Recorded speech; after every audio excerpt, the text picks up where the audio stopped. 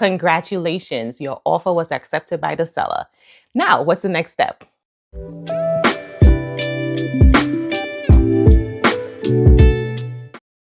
Hi there, my name is Krystle Patrick. I'm a real estate agent here in Maryland with Katz Realty, and welcome back to my channel. So if you're new to my channel, welcome.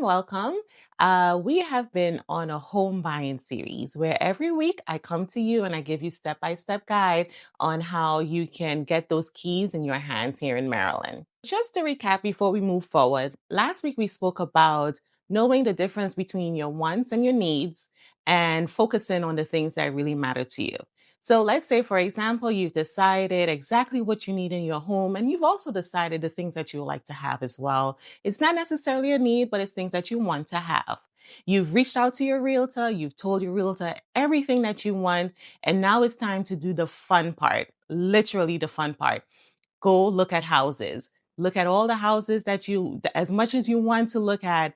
And then you found your perfect house. This house has all your needs. It has some of your wants, or probably all of your wants, whatever it is. And you're ready to put in an offer. Now, what's next? So the next step is your realtor, one like me, will go ahead and submit that offer to the seller. Congratulations, your offer was accepted by the seller. Now, what's the next step? So this is where the pace picks up.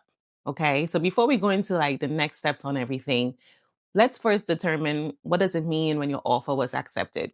It pretty much means that the seller has agreed to the price and terms that you have offered them. It doesn't mean the house is yours just yet. There's still a few steps you have to go through before you get to that point. So now you're under contract.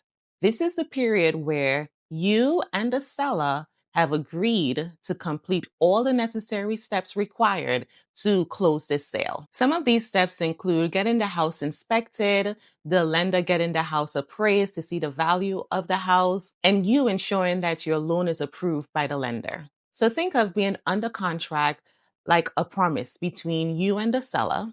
The seller agrees to not to accept other offers, and you as the buyer agree to move forward according to the terms of the contract, as long as everything checks out during the process. So this is all exciting. And like I said before, this is where everything starts moving real fast. So communication with your realtor and your lender is crucial during this time. So now that you've got the good news, your offer was accepted, we understand what being under contract means. Let's talk escrow.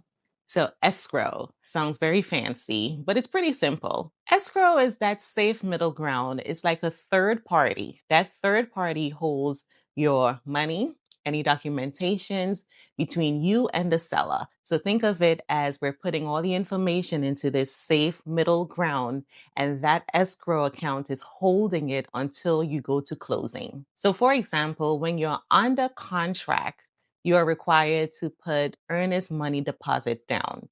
This is a good faith money. It's letting the seller know that you are indeed serious about this contract. You are serious about buying this house, and it goes into escrow, that third party that holds that money until the day of closing. It is important to note that the earnest money deposit that you put in does not go to the seller. It goes into escrow. Escrow is holding it, okay, until the day of closing. So before we go any further, let's talk about the earnest money deposit. Typically, the amount is between 1% to 3% of the purchase price of the home. So for example, if the purchase price of the house you're looking to buy is $300,000, if you have to pay 1% for the earnest money deposit, that's $3,000. Or if the seller is requiring 3%, that will be $9,000. Also, this contract will inform you, the buyer, of how many days after your offer was accepted that this earnest money deposit is due. And by now you're thinking, okay, well, what happens with this money when I pay it? What does it go towards? It goes either towards your down payment or your closing costs at the day of closing. And I know you're probably thinking, well, what if I back out? Am I going to get this money back? It all depends whether your reason for backing out was valid or invalid. And all of that will be laid out in the contract, in which your realtor will explain to you to ensure that you understand what will happen with your earnest money if you decide to back out. So don't worry. all of these steps and precautions are taken to ensure that you, the buyer, and the seller are being treated with fairness and with honesty and integrity. So, being under contract means that the deal is moving forward, and Escrow is there to ensure that everything is secure and well organized for you. That is it for today. Thank you so much for watching. Stay tuned for more. Next week, we'll talk about home inspection and the importance of it.